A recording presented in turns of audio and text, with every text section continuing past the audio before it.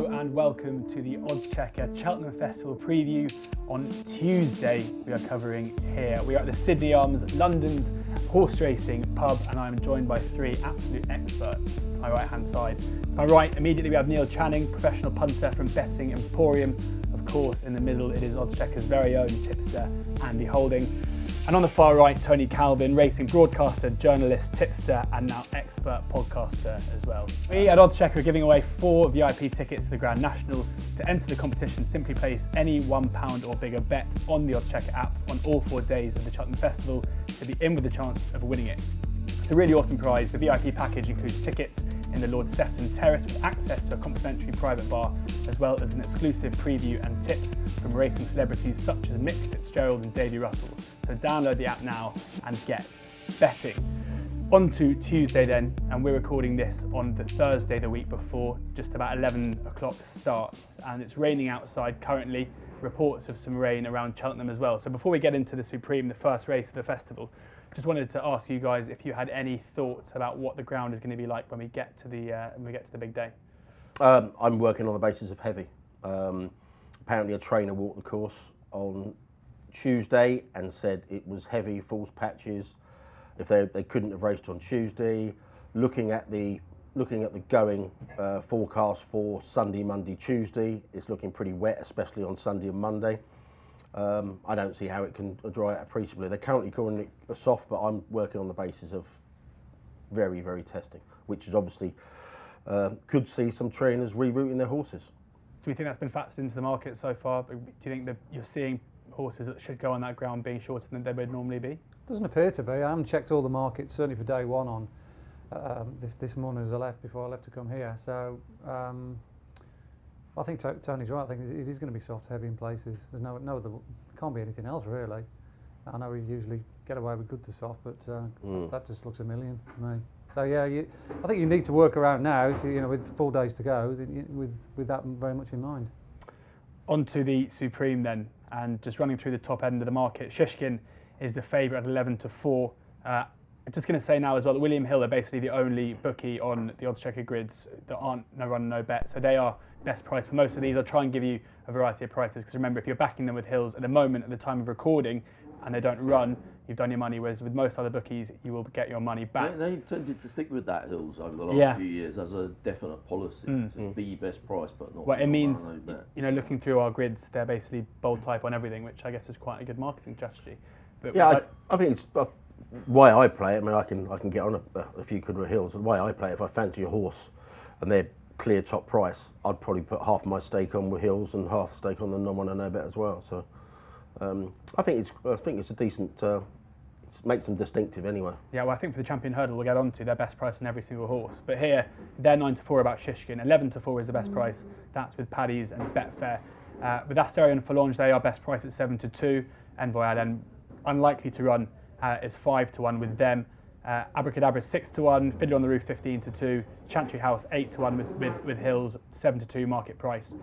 Just to say though, before I ask you, there's been a bit of a move on the exchanges with Asterion and Forlange trading as the favourite on Betfair at about 4.2 to 4.5. Last price match on Shishkin around about the 5.0 mark. Andy, I'll come to you first. And this is a race, of course, where we've seen some short price favourites really kind of make their mark on the scene, thinking of Duvan, Altior, but also a couple of hot pots that have really gone missing and not really kicked on. So how do you judge those two at the top end of the market? Given the conditions, you'd probably slightly favour Asterion Forlange, because he looks, as far as I can see anyway, a thorough stayer. When he won at Leopardstown last time, I didn't think he had to do a great deal to beat the other two, who are very much under par.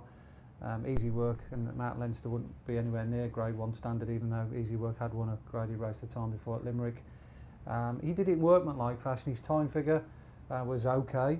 It wasn't anything sensational, and his time comparisons on the same card didn't really stand out up against the likes of Black Tears and the Wave of the Sea, the other two mile races on that track. So immediately when he over the line, I did the numbers. I thought, he's useful, but he's not, in my eyes, a horse I want to be backing at his price for the Supreme, unless it was genuinely soft and became almost like a 2.5 mile race, similar to last year with Classical Dream winning. Shishkin, I think, is the fastest horse in the field. his sectionals at Newbury from 3 out, 2 out, and from the last on the running were sensational when he won 2 starts ago. He had nothing more than an exercise canter really at Huntingdon last time out to beat a useful horse, Shamblu. But the ground is a little bit of a worry. And there's also a stat flying around as well. That I think everyone's now privy to that stat that it's a good one as well. Huntingdon one. The Huntingdon form. I think there's about 120 horses have run at Huntingdon on their warm-up run, and none of them have won at Cheltenham, which I'm sure Nicky Henderson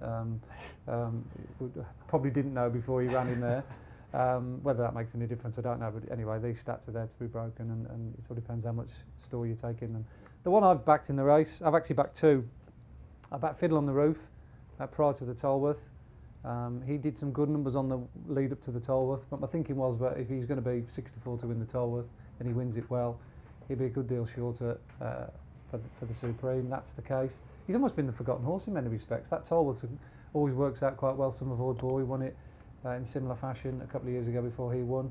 But if the ground is genuinely soft, heavy in places, it's hard to see him not going well, given I think he's one of the only few horses I've seen this season who's run a good time figure and actually quickened in soft or heavy ground. They had a lovely side on camera that day at Sandown from 2 out to the last. And when he really did come away with some useful horses and powered his way up to the hill. Traditionally, Colin Tizard doesn't have many runners in the race, so it's not really a yard you're drawn to, like a Mullins or an Elliott or a Henderson.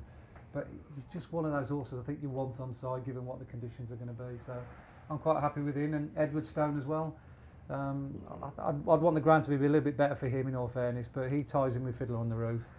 He's got a good engine, and whether he's quite good enough to win, I don't know. But I'm more than happy with Fiddler on the Roof. I think he was 8-1 last time I saw. Yeah, Fiddler on the Roof currently 15-2 with Hills, 2, yeah. 7s around non-run, no bet. You should be okay with Coral, Ladbrokes, and Betfred.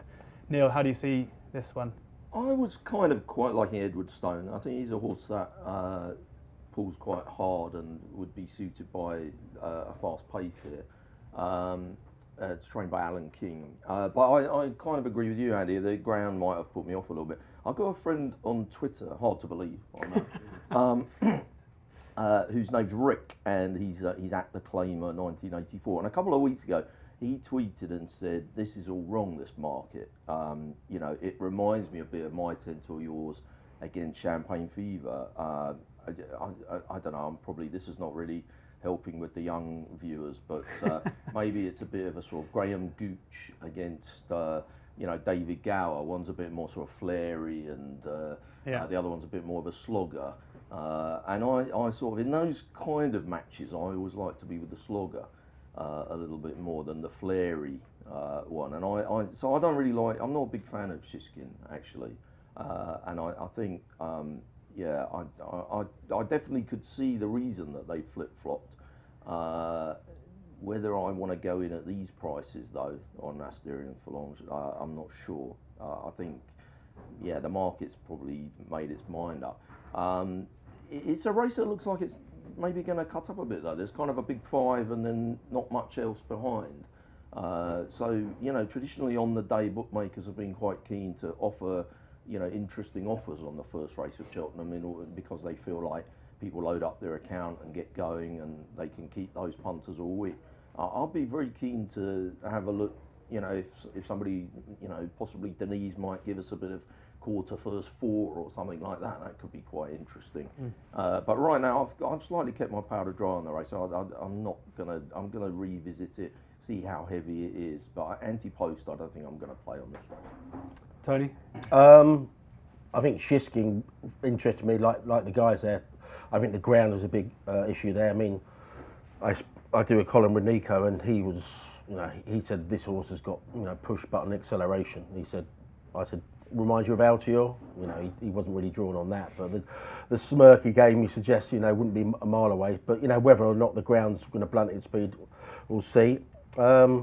I think you can make a case for quite a few in here. The interesting one with the ground, if you take the view that the ground's going to be really testing, now I wouldn't be completely surprised if Envoy Annan comes here from the Ballymore. There's been a few nibbles on Betfair as we speak. He's into about 8 to 1 non-won and no bet, and he is as short as 2 to 1 non-won and no bet with the fixed odds firms. Last price. Sorry. The exchange price is all in. Yeah, sorry. yeah. Match 9.0. Yeah, so I just think that he could really shake up the market. I hope he does go here because I've laid him for the Ballymore at 2.7. But it wouldn't surprise me. And I've been told that they would consider that. So Envoy Allen could really shake up the market here. I don't know how he would fit into that market, but I think a price of around about 5 to 2 is probably realistic. So if you are betting into that market, the potential has been for a lot of these horses to drift. I think you can make a case for Chantry House, and I take the point about Phil. The interesting one for me, and the problem is obviously he's got loads of festival entries. I think he might go down the handicap route off his mark, but the one that really interests me in here if he ran, especially over a testing 2 miles, is Stolen Silver. His form ties in with Chantry House, he ties in with Edward Stone. Now the exchange price suggests he's not coming here, but if he did, I think he came up easily the best horse in the weights against Chantry House at Cheltenham. I think he was giving him £6 that day. Picked up Edward Stone. And if you saw his run in the Betfair Hurdle last time, and he was like he flew after, and I think he's one of the horses that were really disadvantaged at the start. I think a strongly run 2 miles in deep ground is right up his street. Now, I suspect they'll go up for the handicap route, and he's in the Ballymore as well, I think. But he would really interest me as rocking up here. But at the moment, I haven't really played in the race, but I wouldn't be totally surprised if Envoy Allen did rock up here, and that would obviously really shake up that market. Yeah, 2 horses there to back no bet if you are going to take them as your selection in the first. 5 to 2, Envoy Allen is with Ladbrokes, who are offering that, and then 50 to 1 you can get on Stolen Silver with Bet365. Is that non-run and no bet? Yeah. Neil, we could be doing business. There we go. That sounds good. Just a quick mention for a horse that we went and saw in Ireland a couple of weeks ago, Soviet Pimpernel, trained by Peter Fahy. Peter has a couple of horses going here, having had the favourite for the mares ruled out a few weeks ago. So if you want to see that interview and the day we spent with him and find out a little bit more about that horse that we'll all be cheering on at Oddschecker, then go to our YouTube page and you can see a day in the life of Peter Fahy. And fingers crossed that Soviet Pimpernel gives him a good account. On to the Arkle now. And Notebook is the favourite at the top of the market, 11 to 4 with Hills, 5 to 2 General. Fakir Do Dairy, second favourite at 5 to 1. That's with both Skybet and Hills. Brewing Up a Storm, 6 to 1. Cashback, 13 to 2 and 6 to 1. Mary Banry, 14 to 1. Rouge Vif, 14 to 1. As are a couple of other ones, Global Citizen, Esprit de Large, and then 18 to 1 Bar. Andy, come to you first again here. How do you see the Arkle panning out? I think it's a good Arkle this year, based on the time figures I've got for the first 5 or 6 in the betting. They've all run to the standard that I would expect a Grade 1 horse to have achieved before they come here in the Arkle, which is great news because you know that a lot of them are running a championship environment already in various different places. Notebook is hard to knock really, apart from he's a little bit hot, and obviously he was a bit buzzy on the way down to the site last time at Leopardstown, which is a bit of a concern. 60,000-70,000 people there first day. Whether the atmosphere might get to him, I don't know. But talent-wise, you can't knock him. He's just a brute of a horse that goes a really good gallop. And the fact that he did still win last time out and see off Cashback is testament to his mind as well. He's got a lovely, tenacious attitude to go with his ability. I think they're going to stick earplugs in. I've heard that as well, hood or earplugs. I think you can wear a hood in the parade ring and take it off as well. So there's a few pacifiers there just to kind of calm him down if that's going to be allowed. And like I said, time figure was he's done 2 really good numbers. Funny enough, I kicked myself because he did a good number first time out. I thought, God Almighty, this is off the scale. This is, and he was 25 to 1. And I must admit, I didn't take the price, so I'm a little bit annoyed that I should have jumped on. I did back Fakir Duduris, however, before he ran, so I'm quite happy to see him potentially get there and not go to the marsh. And now the grounds are going to be heavy. Whether he's good enough to turn the form around with Notebook, I don't know. But what I would say is I didn't think he was ridden to best effect last time out when he ran against Notebook. His first 2 wins where he was attacking from the front and jumping well and got all his rivals in trouble. I thought that was when he released his best, so he didn't really get a chance to be playing to his strengths last time out. Now the 5-year-old allowance has gone since I think 2006. That slightly tempered his enthusiasm with him. I don't think the 5-year-olds are as dominant as they were, but he's a good horse, Fakir Duduris. He ran well in the Supreme last year. Strikes me as being a good solid stay and an honest horse. Ground's a problem for brewing up a storm. If it went really heavy, I think on good to soft, he'd be a massive player, because even though he's won 2 small field races, both have been extremely strongly run, and he comes out very well in figures, particularly the Carlisle run when he flew from 4 out to win. He was last 4 out and ended up beating the likes of, Good Time Bobby, Midnight Legend, and there was another good horse in that race, can't quite remember. Global Citizen. These are not mugs, and he went by them as if they were standing still.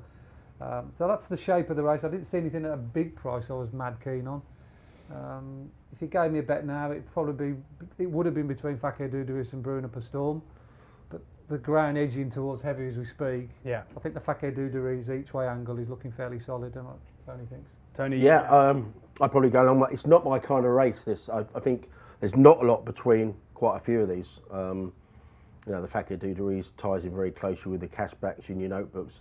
I can't really get a handle on it. Like you said, I think they are very, very confident about brewing up a storm. But again, if the ground is really testing, that will be a consideration. If the ground's really testing, they might come here with Mr. Fisher instead of the Marsh. I mean, like you said, there's so many horses that are in races over the intermediate trips might just come back if it's really, really testing, and Mr. Fisher could well be one of those. The interesting one is arguably Bapome. Obviously, everyone just thought, there was some, he was backed into about 10 or 12s before that run behind Notebook, and obviously he's drifted out. I think he was 33 to 1 with Hills at the moment, all in price, and I think that's pretty much reflective of his exchange price as we speak now. Now, I'm told there might be an excuse. Last time, I don't think there's been a public announcement about it, what it was, but I'm told that there might be a reason for that pretty dismal showing behind Notebook in Ireland, and he went off a 9-2 chance there. So the fact that they're actually bringing him here after that kind of performance suggests that they think he's got a lot more in his locker.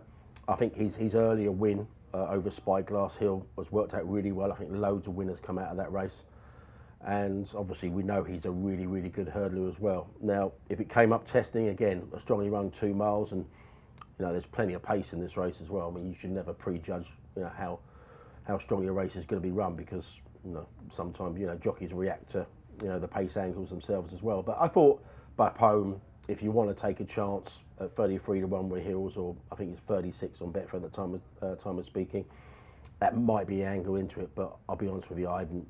It's not a race that really floats my boat from a betting point of view. Nothing firm, I would say, from Andy or Tony. Neil, can you provide the goods? I wish I could. It's normally a race that I do get stuck into, because it normally cuts up, and often you get to play anti-post, 5th versus 3, and then suddenly there's only 7 runners, and you've got yourself the third kind of running for free. I don't think that's going to happen this year, even though the ground might mean that we get a few more withdrawals than normal. Just because it's wide open, the nearer the races are to 3 the field, the less chance they're going to cut up.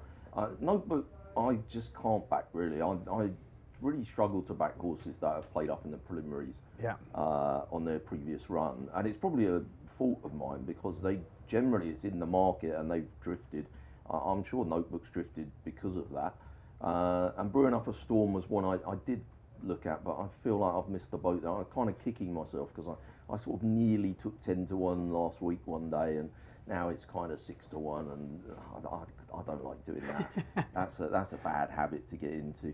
I was going to go with the Skelton one, Mayor Banri. I think I don't know whether I've said that right. I don't know if I said it right either, but yeah. It's 4 from 4 over fences. I think it's going to be ridden to kind of pick up the pieces and try and kind of get there quite late, which might make for a good each way. But the shape of the race is not particularly each way at the moment, unless we get a bunch of withdrawals on the ground.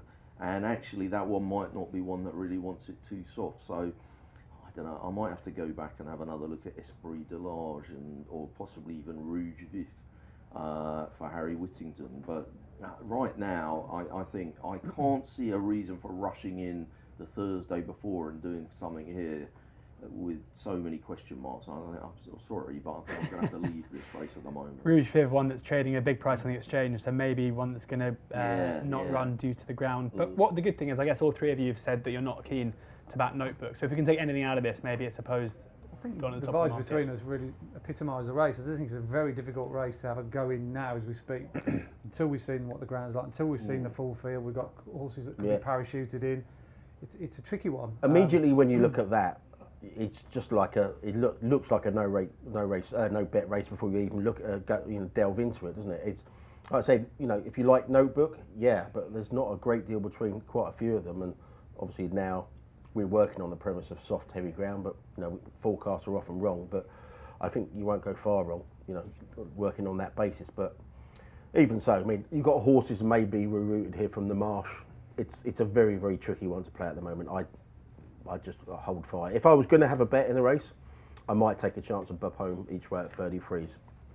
And take, so you wouldn't take the no bet, you'd take the... like I said before, I might take half my stake at 33s each way, and 25s it is, an RMB. If it's 25 non on a bet, I'd probably go half and half. Yeah. Okay. On now to the Ultima, where we have Vindication is a 6-1 favourite. The conditional 9-1, Discorama 10-1, Who Dares Wins 10-1, Kildesart 10-1, and then Mr. Malarkey 12, 16-1 bar. Obviously, plenty in there.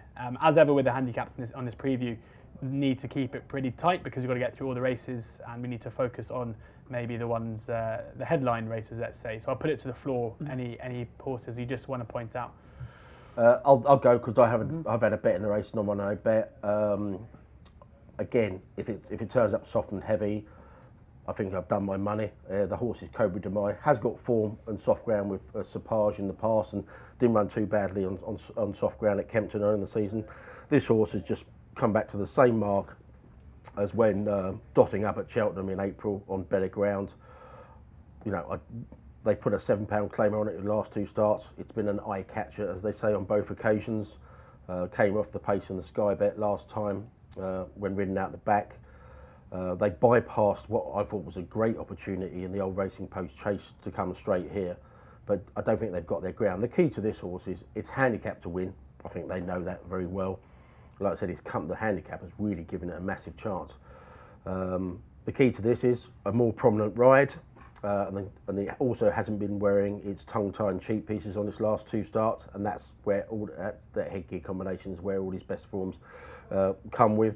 If Cobra Demai turns up and the ground's not that bad, then obviously he would be very, very interesting. I think you can get 20s non-mono no. Yeah, 365. Again, but if they do come up here because they might just run regardless of the ground, it might be a big drifter. In heavy ground would really concern me about the horse. And but yeah, I mean, I think he's handicapped to win. If the ground's not that testing, then yes, I'll be pressing up. But I suspect I'll probably be on a drifter on the day if they do decide to run. So the advice probably one to wait for Monday, Tuesday. If you like, I would definitely wait on the ground for that for sure. Neil? I've had a bet. I backed Kildesart. I backed it at Cheltenham last year, and it kind of ran all right, but not great. And then it went on to win at Aintree. Ben Pauling's stable, I think they've got this kind of oilseed rape thing. I think that happens to them sometimes. They had a terrible time before Christmas anyway, but the horses are really running all right now, and I thought it ran really well last time. I'm not saying it was a quiet ride, but it was, it kind of was. It was quite quiet. It was never quite going to win, was it? It was never quite in the race, and I sort of thought, oh yeah, that's good. Let me just go and have an extra bit on for Cheltenham, and he was 25s in the immediate aftermath of that, wasn't he? Yeah. The ground would concern you for that though. A little that horse? bit, yeah.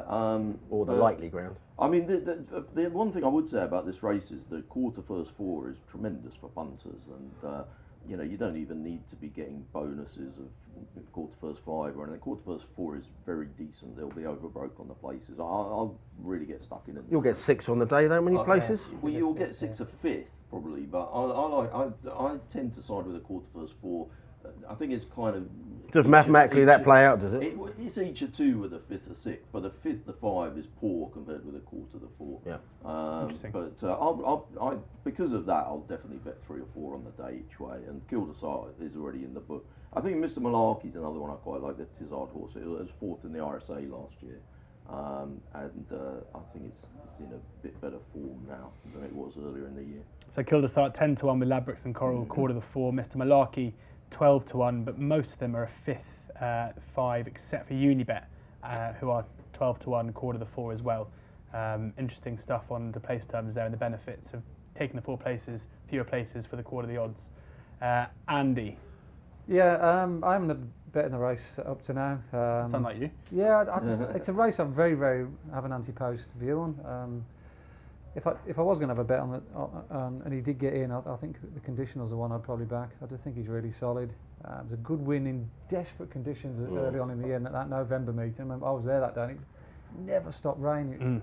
I watched the video back again last night. It was absolutely like around their ankles, and he came up the hill no problem. So I've got bad memories of that race. I was on West Approach. Yeah, West Approach did his usual trick, didn't he, of chucking it away when he looked like tens on. Yeah, it's a bit of a sickener.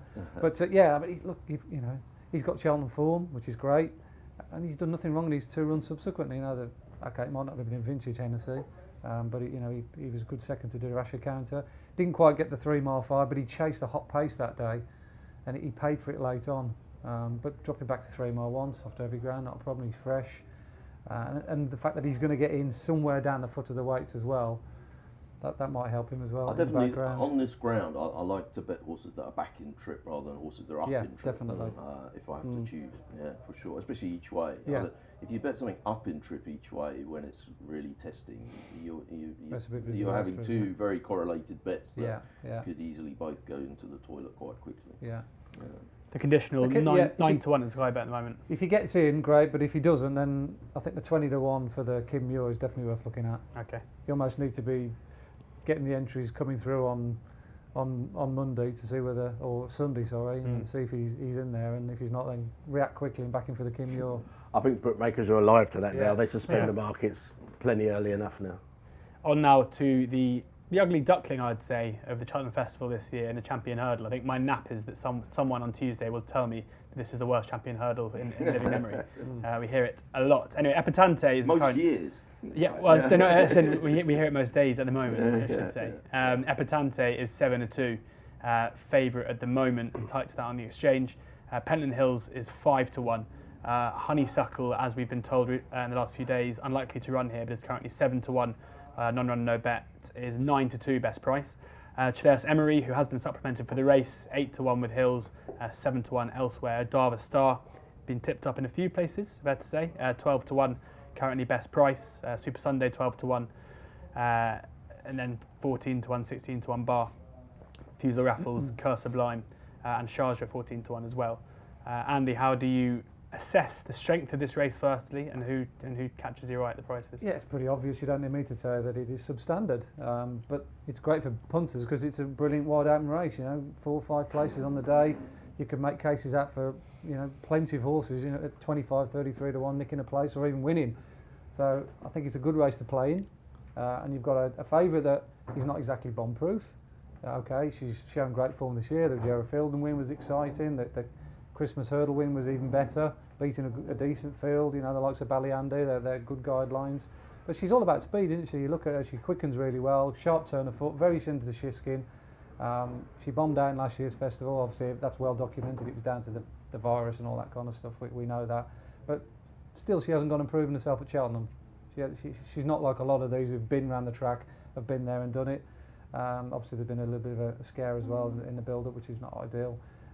But yeah, I'd be quite happy to take her on and look for something else. Obviously, Pentland Hills is my number 1 choice. I put that up probably about 2-3 weeks after he won the Triumph last year. Still strong on him? Well, yeah, I mean, if I had to be honest now, I'd look at it and say, well, 5-1's probably plenty short enough, given his 2 runs this season haven't been, or they're a little bit inconclusive.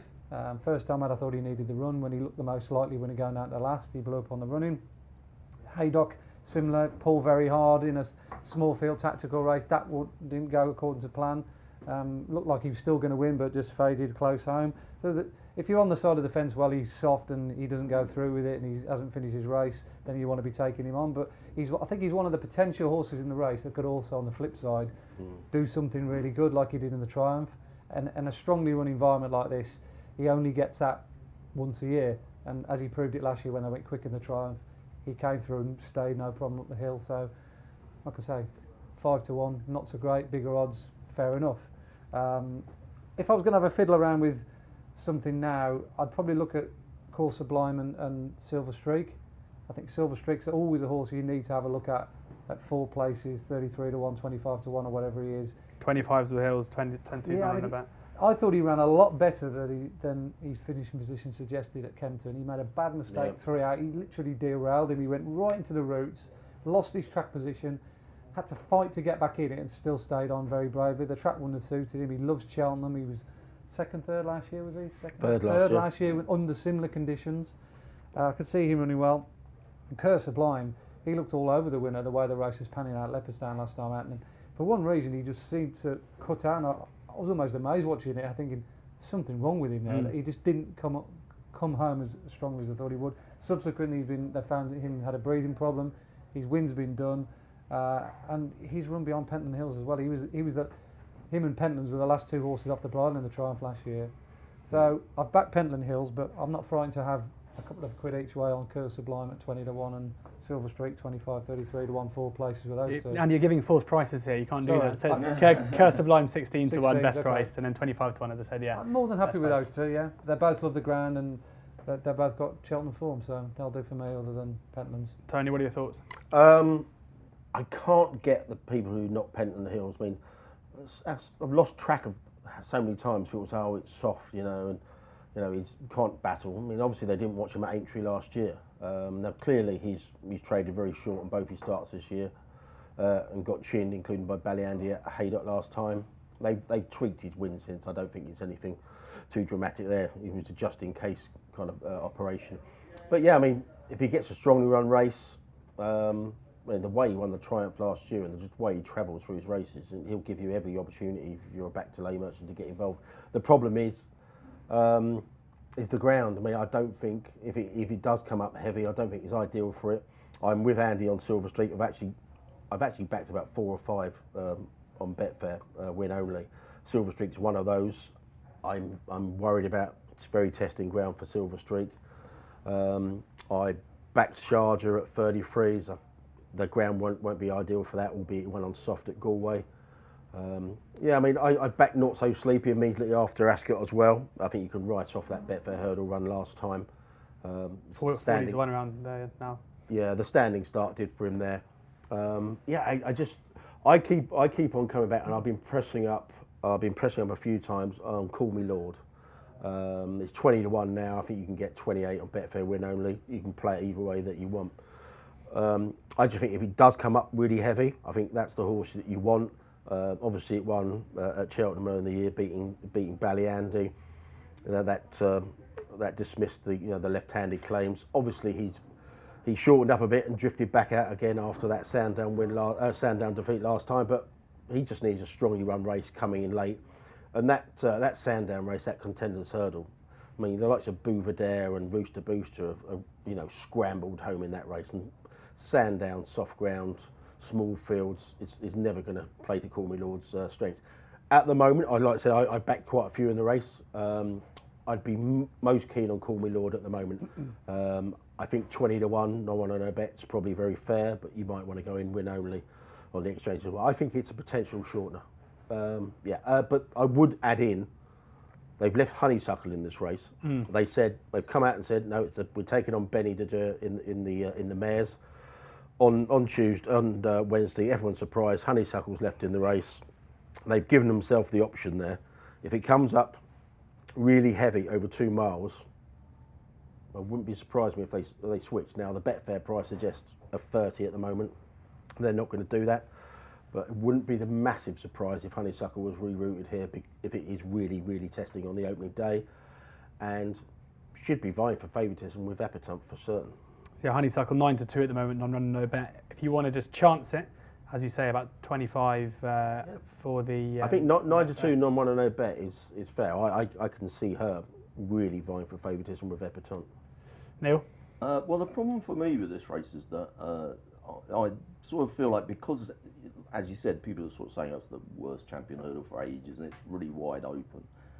It makes you think, well, I better have some each way bets, but it's not really you're not really getting any bargains if you're taking a fifth first three, even a quarter first three. You'd need people to be giving you first four. This is as competitive as a 16 runner handicap for the field 10 bar 3, but with much worse each way terms. So I much as I kind of like the idea, and I've been sort of toying with the idea about backing Silver Streak each way on the basis that it'll kind of be there on the plot late doors. I've put myself off because I just can't back each way in this race. I feel like there is a trading opportunity, and I haven't done it yet, and I keep meaning to, and I'll probably do it the second we leave here. I think Super Sunday can shorten right up on the ground, and you can laugh and say, well, it's a bit old, and it's running the stayers and all this kind of thing, but this is going to be a proper slog on nasty ground, and I just think if something's going to go from sort of double figures down to quite a bit lower, that's the one that I could see doing that. But I mean, obviously it's not a horse that's got loads up its sleeve, but people might just wake up and think there's quite a lot here that aren't going to enjoy this very much, and I think Super Sunday will be plodding on at the end in a race that might be a proper slog. If the vast majority stand their ground, we've got 19 at the moment. It wouldn't surprise me, given the nature of the race, if one bookmaker went 5 places. Yeah. So, like I said, the each way angle now, 3 places, is probably not as enticing as it will be on the day, as always. I think you'll get a general 4 places. Yeah, day one is a day when firms like to try and do offers to suck people in. It's often the Supreme, because that gets people depositing and betting race by race. If it's not, it's the Champion Hurdle. And like you said, that seems like the obvious thing to do if you're a bookmaker and you want to attract people. Go 4 places. Given the tight-knit nature of the race, ratings-wise, like you said, it's not that far off a very, very tight-knit handicap, is it? So I think you'll get 4 places if you want to wait, and someone might stick their head above the parapet and give you 5. Yeah, I could see that. As ever, make sure you check the Oddschecker grids where you can see every single firm's place terms at the top of it. And Super Sunday currently 12 to 1. Neil's selection there. Do you think it's not for much longer? Not for much longer. By the time this goes out, even for lunch, I reckon it's probably going to be a fair bit shorter. On to the mares now. We need to rattle through these last 3 races in order to hit our time constraints. But Benny de Dieu is 8 to 11 favourite. Honeysuckle, who've just spoken about, 2 to 1 with Hills, 13 to 8 best price, no run, no bet. That's with Paddy's and Betfair. Roxana, the winner of the race last year after Benny fell at the last, is 9 to 1 or 8 to 1 no run, no bet. Stormy Island, same price, 18 to 1 bar. I'll open this one up to whoever. If you want to talk about the match at the top end or any others that might pick up. Well, I'd bet the winner last year. I don't like to boast or anything because I'm proud of the fact I bet the winner. I'm not embarrassed. It pays the rent, and it's filthy each way. But I'm going to back Roxana each way again. I mean, why not? It won it last year. Okay, it was very lucky to win, but you had your pace money sewn up anyway, didn't you? Yeah, exactly. And it likes the soft ground, and this is a very good race for each way punters from a punter's point of view. Very bad race for bookmaking. I think Benny's a bit different class really, and I kind of could. If someone said to me, would you rather back or lay Benny at 4 to 5, I think I'd rather back it, but they're not forcing us to do anything. So Roxana each way will do for me. Andy? Yeah, I think Benny Giger's got this race Sansfield and delivered. It's hard to see it against them. In her number when she won the Galmo at Garum was absolutely off the scale, and she never came out of 3rd gear. One of the fastest hurdle times I've got all season long. There was no hiding place that day, and she made useful stays look second rate. Penn Hill and obviously Applesjade pulled up, and she would have won this race comfortably last year had she not fallen. But obviously for my column, I'm not going to be tipping a horse at 8 to 11, even though I think she'll win and win easily. I actually think Honeysuckle's got a better chance of winning the Champion Hurdle than beating Benny de Dieu, even though the odds suggest that they've made the right decision. I actually think they would have a better chance in the Champion Hurdle. So, like Neil, I'll probably end up putting something up on the day each way without the favourite. I actually went for Roxana each way without the favourite last year, and that was luck. That would have come up anyway, but you got the double whammy with it winning. I actually think Stormy Island's got half a chance of maybe reversing the form with Roxana. She was third, but I think Stormy Island's actually improved quite dramatically this season. Her time figures have been very good, and she just looks a little bit more hardy, a bit more durable than she had previously. They used to try and make the running with her, and she's very much a heart on her sleeve horse from the front, but they've kind of like allowed her to settle and drop in behind and give her a chance, and that's resulted in her seeing her races out much better. So it wouldn't surprise me if she was the forgotten horse on the day in the with market, but then in the without market she becomes quite a nice tidy each way proposition. Well, So you could back Roxana and Stormy each way, Yeah. and if you just get one place out of the two in the straight up market, you get your money back. So that's not too bad. No. Is it? And 2 places is quite possible there. I'm quite happy that what Honeysuckle ships up here, because all of a sudden that each way without a favourite market is going to look really attractive for either Roxana or, for me personally, which the likelihood is I'm going to go down the Stormy Island route. Yeah, do they have without the favourite at the moment? I'm No, guessing no. it'll be in the kind of 4 to 7, 6 bar, will it? No, they never do anti-post without the favourite. You'd probably be able to get 6 to 1 each or two. I would have thought so. Roxana, Something around Stormy that Island in that region. Yeah. No, you won't. The top price 9's in the market at the moment. You'd no way with Benny to do out of it. You're going Well, to get Honeysuckle's going to be reasonable odds on, isn't it? Should be odds on, I would have thought. Will she be running? Well, the beauty of this is We're gonna find out, which is well, that's true. the beauty of this is, Yeah. I mean, if you fancy Benny to do 8 to 11's a fair price at the moment anyway. I mean, she could be freeze on 2 to 7 if Honeysuckle does rock up in the champion. So, if you are, I would never back at those kind of prices. I certainly wouldn't tip at them. But if you are that kind of punter, the 8 to 11 Benny de Jure is very, very fair. And you know, if you're so minded, if you want the other certainty of the festival, as far as I can see, is Paisley Park at a very similar price. So could be the double. yeah, you could well go down that route. But yeah, I mean, Benny de Jure 8 to 11, I certainly wouldn't be laying it at this point, because obviously you could be, if Honeysuckle does go elsewhere.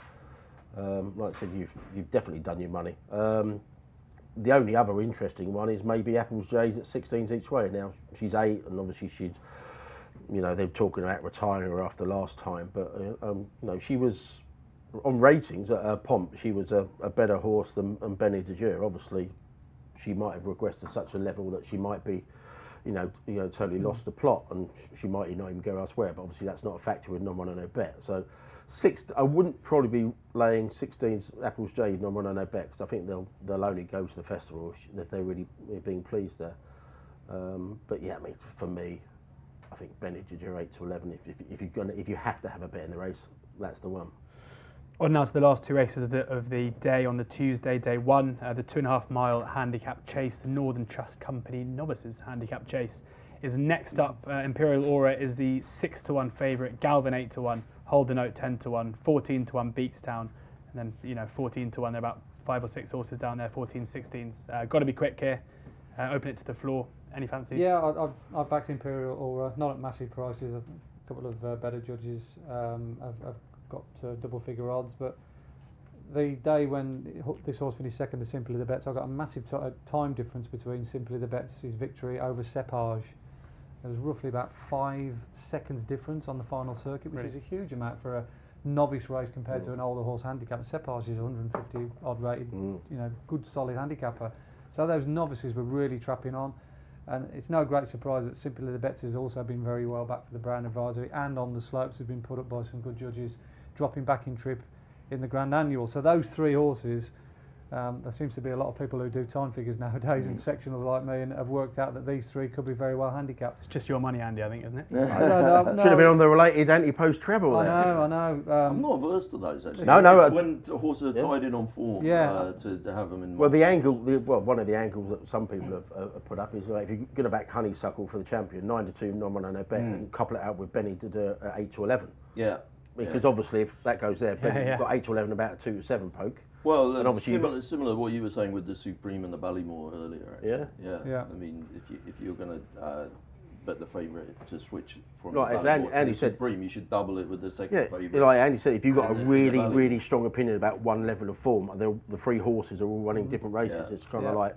Bookmaker partners are going to be delighted. Bookmakers love to hear that. Sorry, totally filthy related contingency. These related doubles. We're here to close accounts. Don't worry about that. I've had a bet here. I've bet Galvin each way. I do bet each way anti-post in these races because Well, this one's maximum 20 runners, so you know, if you can get a quarter first 4, which you can, Tattersalls rules on each way tends to mean you get that. That's super fair for the punter. I mean, you know, the heavy ground is never ideal, really. It's a lightly raced horse. It's only a 6-year-old. It's only run 3 times over fences. But, you know, it's Gordon Elliott. And I think, is it still 8-1 with Bet365? Yeah. I don't know, my fella must have not got out of bed yet. I sent him a text about half an hour ago. Dear, oh dear. Get it quick while it's hot. Yeah, chase it up and now get me a bit of stolen silver. 50's no one and a better than Supreme. Have a little double. Galvin, yeah, 8-1 there for Neil, although it sounds like that might not be around for too long. Tony? I looked at this afresh yesterday and I thought, you know, the Imperial, Simply the Bet's Imperial Oral Form, I had a look at that race and I thought Champagne Court ran quite promising there. In Jeremy fifth. Scott. Yeah. One thing we'll touch on a bit later, I mean, is stable form. I'm just talking randomly now. Gordon Elliott's not in the same kind of form that Willie Mullins is coming into this festival. So I think stable form right near the time is something really to consider. Now, but yeah, Champagne Court, you know, was coming back off a 2-month break there, and then it's well beaten in 5th, but he wasn't given a hard time at all. I think the ground's actually perfect for it. 4th at the festival, I thought it was 4th in the Martin Pipe. Jumped really well in the main on really testing ground at Sandown in the season. I thought Champagne Court 16s, maybe 20s in the place was quite interesting in there. It'd be interesting to see if Champagne Platinum turns up here.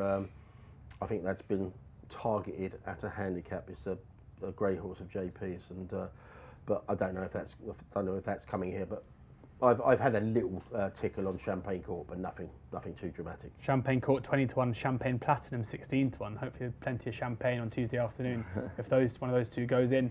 Onto the National Hunt Chase now. Carefully selected, the very short price favourite for this race at 7-4. That's with Unibet and 888. Short at 6-4 in places. Battle over Doyen, second favourite at 7-1. Ravenhill 8-1. Lord de Mensil 9-1. Forza Milan 9-1. Springfield Fox 11-1. 12-1 Bar. This is the last race of the day. Very quickly, again, put it to the floor. Anyone with anything to put up? I mean, if you watched Carefully Selected last time out, you're going to have your heart in your mouth watching him around Cheltenham, particularly if the ground's going to be very testing. It puts more premium on jumping out the ground, particularly over 3 mile 5 or 3 mile 6, whatever it is now. We should point out he's trading about 5-2 on the machine as well. Yeah, he'll make errors. There's no doubt about that. He's not all of a sudden going to jump everything perfectly. He was just awful at Navan, even though he still won, which you've got to give him some kind of credit for. But yeah, he's definitely vulnerable at the front end of the market for me. I'm coming round to New Tide, Kim Bailey's horse. He is a proper unit, that horse is. He'll love the ground. When he won at Foss it was bottomless that day, and he just went through the ground no problem. I thought he showed good tenacity to win at Weatherby again on testing conditions. Stamina, it looks to be his key suit, and hopefully they'll get a good amateur to ride him. I don't know, I'm not privy to any inside knowledge. I am. Okay. Well, Jamie Codd, apparently. Oh, there you go. There we go. Well, I didn't know that, but New Tide, regardless of the jockey booking, which has now even been more endorsed by the fact Jamie Codd's been after the ride. That's the rumour going around. Okay. Well, yeah, he ticks a lot of boxes for me. Tony? New Tide. The reason what's the name of the horse? I'm doing a Neil Channing here. What's the one that was second to Carefully Selected? Oh, Forza Milan. Yeah, that was 2025s about a week ago. Then the rumour was going around after Glenlow got ruled out. Derek O'Connor was been booked for the horse. I think he shaped really well behind Carefully Selected. He's been right backed into about 8-1 now, probably because of the jockey rumour. I don't know if this might be redundant by the time this goes out and jockeys switch to other horses. But I don't think JP's got another horse in the race after Glenlow come out. I like the way it's shaped behind Carefully Selected. I think he might be a better conveyance. And if you go back and have a look at that race, and it wasn't Carefully Selected. Wasn't going away from it last time. I know it was 4 lengths in between, but that's nothing. I think it's like I said. I think it's Carefully Selected. You'll have your heart in your mouth. If it's very stuttery at his fences, it wouldn't be my idea of the horse to back 3 mile 6 round Cheltenham in very deep ground. But yeah, the price has gone a little bit about that. I must admit, I have had a little bit at 20s and 16s Forza Milan, but at 8-1, I'd rather let it go now. I think it's accepted that jockeys are very, very important in this. So Yeah. if the Cods and the Derek O'Connor do get confirmed, they're not going to drift. It's a big angle that if you've got Jamie Codd on new tide and Yeah, so new tide 12 to O'Connor 1. on Forza Milan. I think the history tells you that those are the two that you want to be on side. 12 to 1, Skybet and Ladbrokes around new tide. 9 to 1 best price with Hills for Forza Milan. 8 to 1. And you can get 9 to 1 non-run no bet with Coral as well. Well, Forza. Yeah. Yeah. Neil? I mean, I was thinking, because I saw the way he carefully selected jump last time, I've got to try and, that feels like a good angle into the race. But the problem is that, again, it's not a brilliant each way race to bet a fifth first three. So I kind of feel like there's a chance it cuts up. So you should probably bet a couple each way, but I haven't done anything yet. And it's probably a race I'm going to leave until the day, I think. Right, that's the end of day one. That's the Tuesday preview. Thanks very much to Neil, Andy and Tony for giving up their time and giving us their thoughts. Make sure that you tune in for Wednesday, Thursday and Friday's previews. You can find them on all podcast platforms and on the Oddschecker YouTube channel. So make sure you enjoy the racing and use Oddschecker for the best prices and for all your best each way terms.